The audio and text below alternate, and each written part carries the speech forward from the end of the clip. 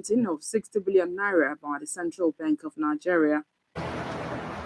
7 years after Boko Haram abduction of Chibok girls, former Minister of Education Obi Ezekwesili says the federal government is not interested in the education of school children. Russia bans top U.S. officials in a tit-for-tat sanctions and expulsions of its diplomats.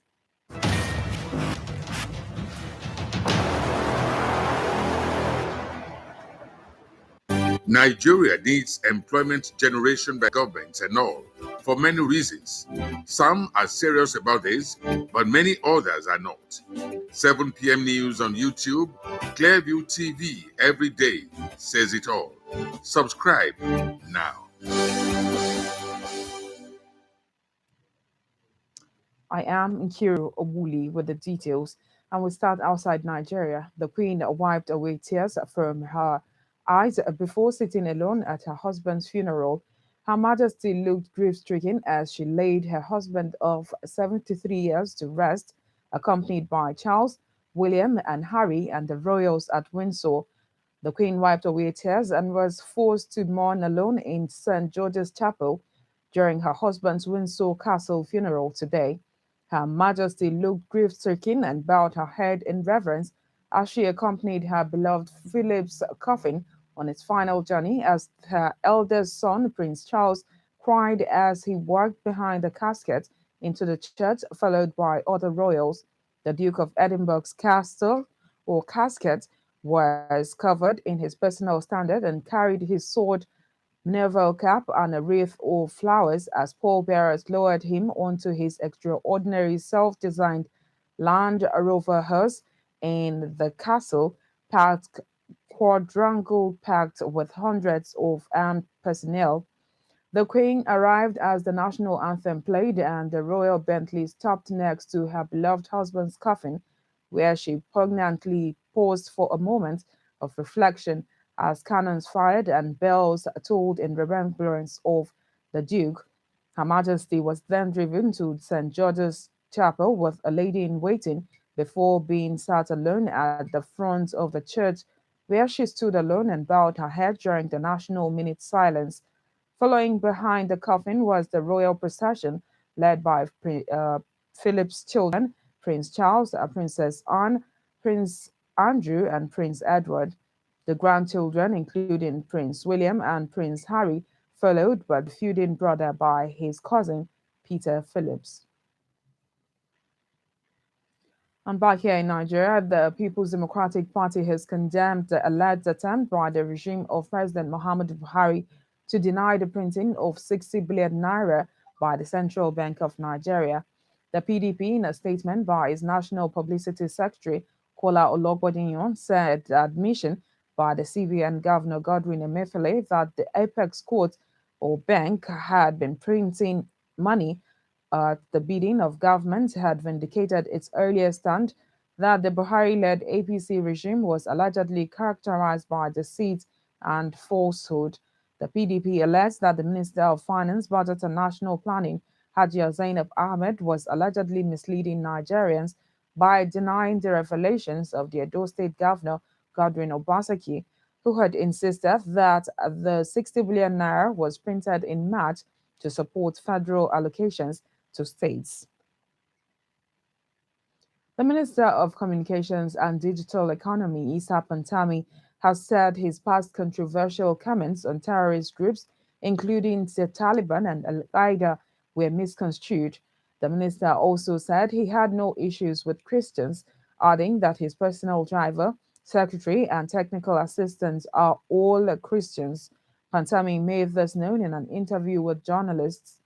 Pantami had come under fire over his alleged link with terrorist groups, with many Nigerians calling on President Muhammadu Buhari to sack the minister.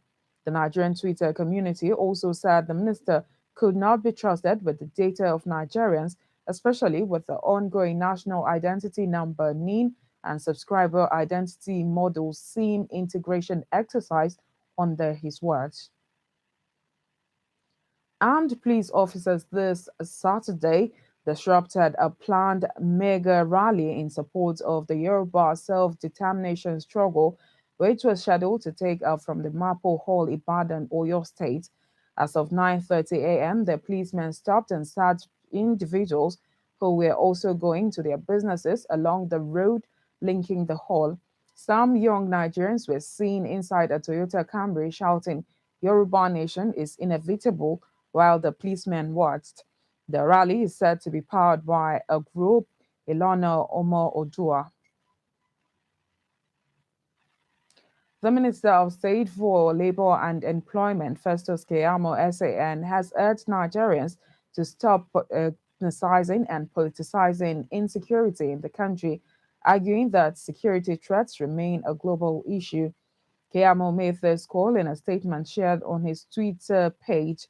While making reference to recent shootings in the US, Keyamo said insecurity was a global phenomenon that has affected every country, adding that the threat is not one to be politicized. A senior commander of ISWA Bukar Ghana Fritimeran, aka Abu Aisha, and scores of his fighters who were on a revenge mission to Damasak have fallen to the firepower of Nigerian troops.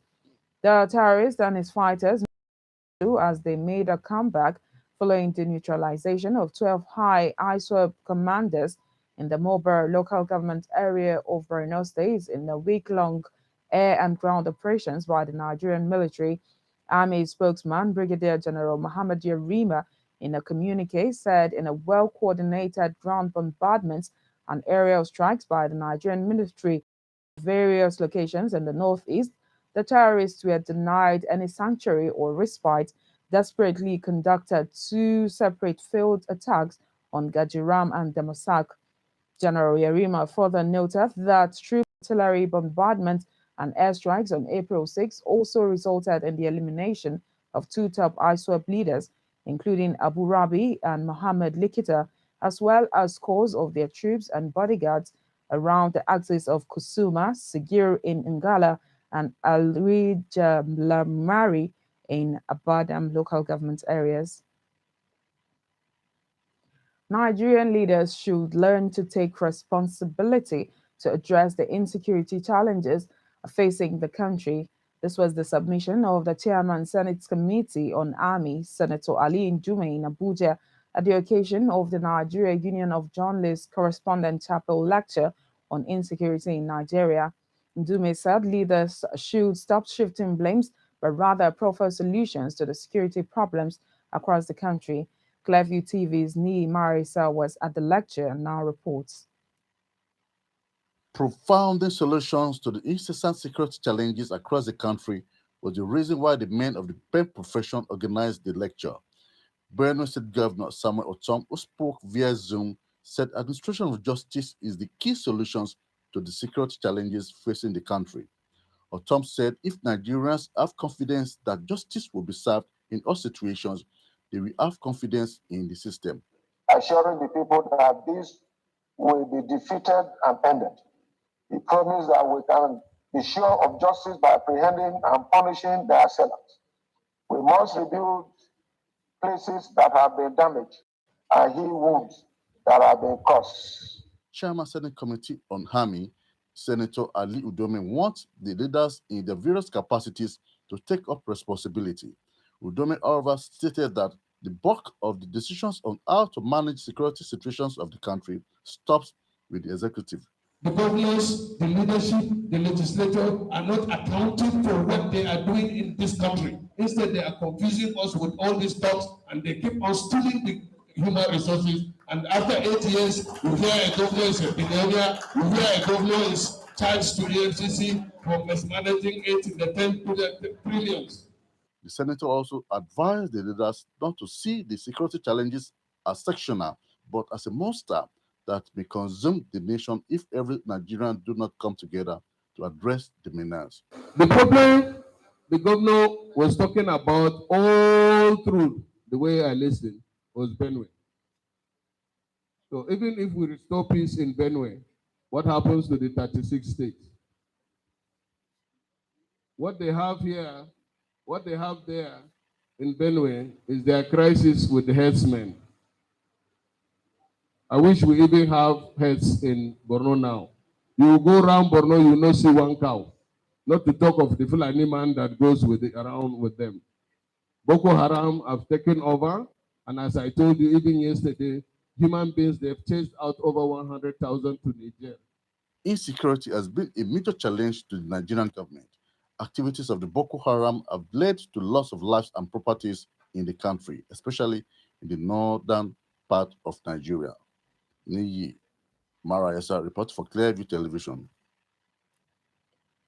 Staying on security matters, an international security expert, Yusuf Tijani, says Nigeria Police Force will be transformed during the era of the new acting Inspector General of Police, Usman Al-Ali Baba. Tijani, who bared his mind when he visited Clearview TV's Abuja studio, commended President Muhammadu Buhari for putting a round peg in a round hole. The Nigerian police is the principal law enforcement and the lead security agency in the country with a staff strength of about 371,800. Even at that, there are still plans to increase the force to 650,000, adding 280,000 new recruits to the existing 370,000.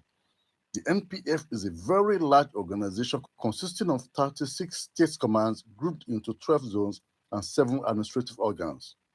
This very sensitive security agency is now placed under the watchful eye of Acting Inspector General of Police, Usman Akali Baba. Clearview Television interviewed security expert Yusuf Tijani in a question and answer session where he registered his confidence on the new IGP. For me, the new IGP is someone that has a zero tolerance to indiscipline, and he's very competent. I know he's someone that will be able to bring new ideas to the police. He's somebody who's open to ideas, who's open to people, sample opinions among people, and bring in more good hands. The only thing the Nigeria police need, to the best of my knowledge, I think, is just more funds. Tijani advised Acting IGP Usman Akali Baba to carry the officers and men of the Nigerian police along and synergize with sister security agencies on sharing of intelligence. The new IG just need to open himself for people to come in, sample opinion, raise consultant, if possible, that can bring in more ideas to him, because he can't know everything. Outside the fact that the man at the top, there's absolutely no way he can know everything. He needs to work with people. The welfare of the police, like we all know, is extremely poor. You can compare to other countries of the world and see what other police are doing all over the world. Ours are extremely backward, and I think it's new time we all work with the new IG to see how he can actually bring in good ideas. Other Nigerians also share their views on the acting IGP. He's a very upright man whom most of us think that he will turn the police force around. He's the right man for the job, at least for now. Now, if he had not ever changed for this number of years he has been in police force, I don't think this position will change him. You have intelligence, you have career. He's somebody, you can change police lines, everything will go smooth. So now I believe through him, God will change everything. On 6 April 2021, President Muhammadu Buhari appointed Baba to replace Mohammed Adamu, who retired from Nigerian Police in February 2021. Until his appointment as the IG of Police, he was the Deputy Inspector General of Police, Force Criminal Investigation Department, Force Headquarters. Niyi Marayesa, reporter for Clearview Television. And the Nigerian Armed Forces says it is time to look inwards and start producing its military equipment. Authorities and the armed forces said this only will be possible when there is a developed and effective defense industrial complex for the procurement of equipment among the services. This position was made at the end of the Defense and Security Symposium for students of Senior Course 43 in Jaji, Kaduna State. The service papers presented by the students focused on collaborative defense and standardization of military equipment in the Nigerian Armed Forces. The research papers is to provide policy direction that will contribute toward addressing some national security challenges currently faced by the nation. It is imperative for the armed forces of Nigeria to continuously patronize local defense-related industry. The institutional framework will be achieved if the Parliamentary Committee on Defense and Security is kept abreast of the significance of collaborative defense procurement process. The Commandant of the Armed Forces Command, Air Vice Marshal Ebenezer Alade, said the submission of the students are good enough to address some of the national security challenges. The discourse, apart from adding value to the students' research, has also deepened the discussion and agitated our minds on the all-important concept of standardization of the equipment of the armed forces for interoperability among and between the services. The symposium also recommended the establishment of an institutional framework that will provide training and guidance on collaborative defense procurement processes. We'll take a quick break and bring you more reports when we come back. Please stay with us. Clearview TV is online. Hello and welcome to Clearview Television News. We're reaching you live from Nigeria's capital city, Abuja. But the daily 7 p.m. news is broadcast on DSTV channel 255, MITV, with particular reference to gainful employment for all. You can also link up as you like us on Facebook, Clearview Television, and subscribe to our YouTube channel, Clearview TV.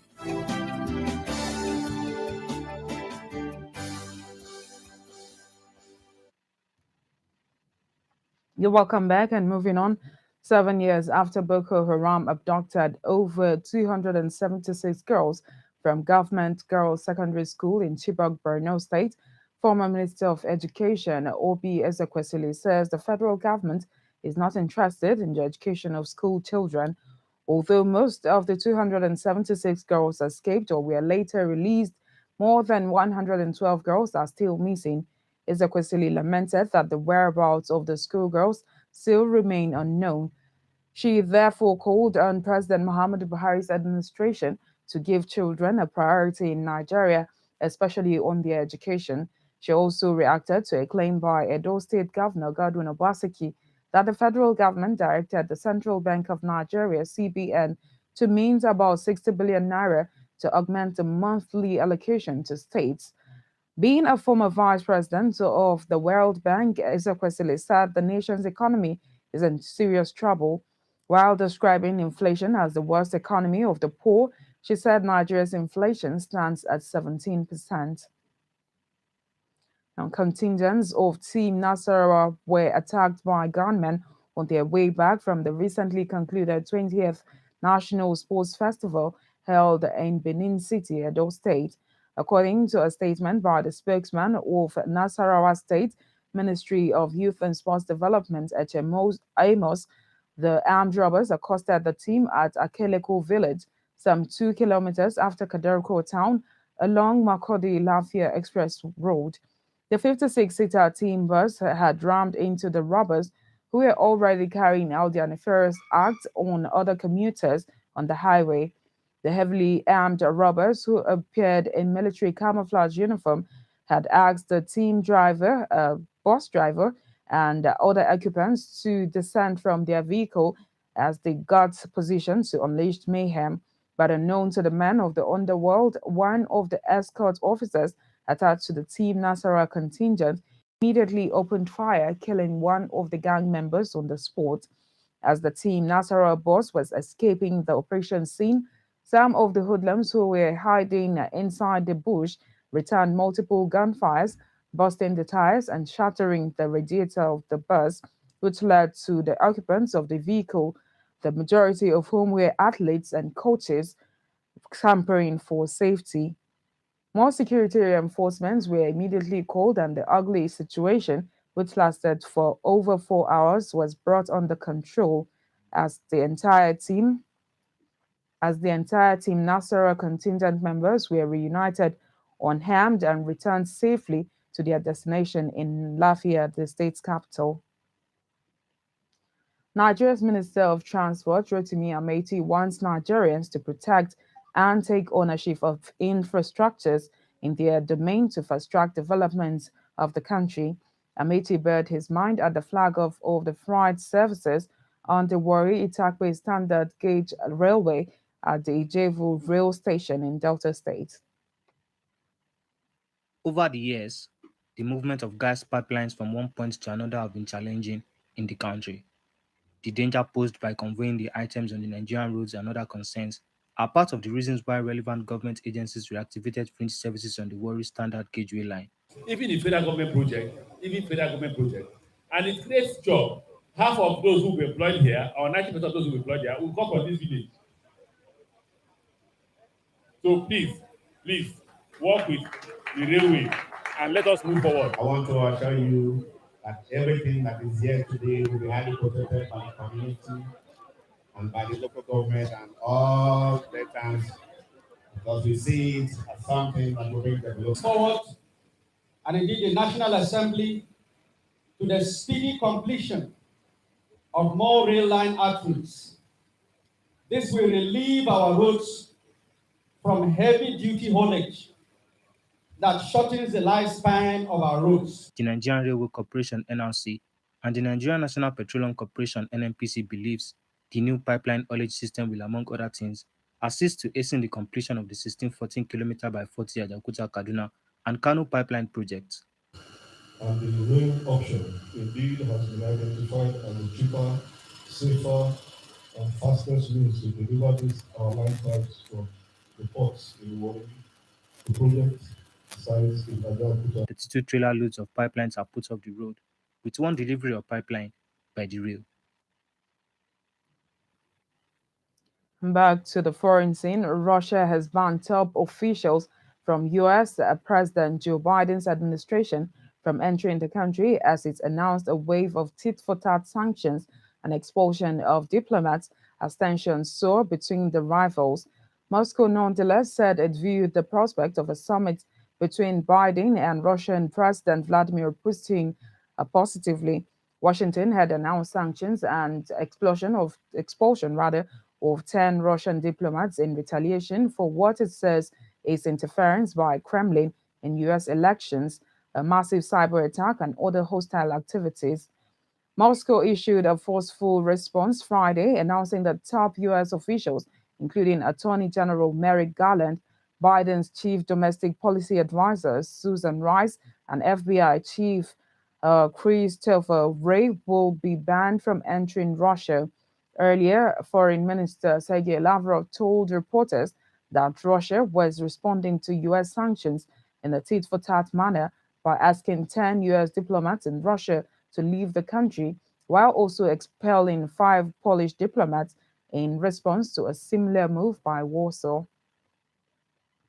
The world is still failing to develop desperately needed antibacterial treatments despite growing awareness of the urgent threat of antibiotic resistance. WHO, in a statement, revealed that none of the 43 antibiotics that are currently in clinical development sufficiently address the problem of drug resistance in the world's most dangerous bacteria. Almost all the new antibiotics that had been brought to the market in recent decades are variations of antibiotic drug classes that had been discovered in the 1980s. And Peru's Congress has voted to ban former President Martin Vizcarra, implicated in a scandal over COVID-19 vaccinations, from holding public office for 10 years. The president has been accused of being part of a coup, or a group rather, of 470 people who were secretly vaccinated against the coronavirus before the official start of the country's immunization campaign. Vizcarra said he was taking part in a clinical trial. The decision by the Congress to bar him from office was adopted during a virtual session lasting 5 hours and was passed by 86 votes, with no votes against and no abstentions. Vizcarra will not be able to occupy the deputy seat he won in legislative elections held last Sunday at the same time as the first round of a presidential election. He became president in 2018 and was impeached in November 2020 by Congress on charges of corruption, which he denies. And that concludes the news. Before we go, a quick recap of our main stories.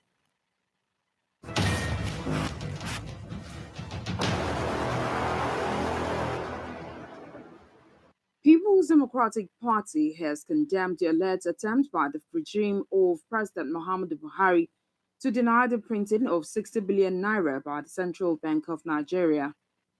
PDP alleges that the Minister of Finance, Budget and National Planning, Zainab Ahmed, was allegedly misleading Nigerians by denying the revelations by the Edo State Governor, Godwin Obaseki. 7 years after Boko Haram abducted over 276 girls from Government Girls Secondary School, Chibok, Borno State, former Minister of Education, Obi Ezekwesili, said the federal government is not interested in the education of school children. We also told you that Russia has banned top US officials from entering the country as it announced a wave of tit-for-tat sanctions and expulsions of diplomats as tensions soar between the two superpowers.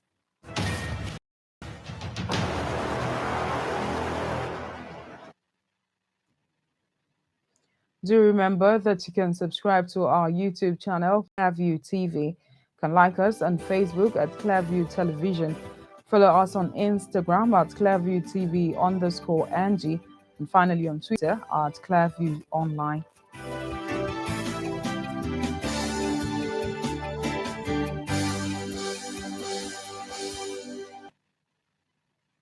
I am Nkiru Obuli. Thank you for watching.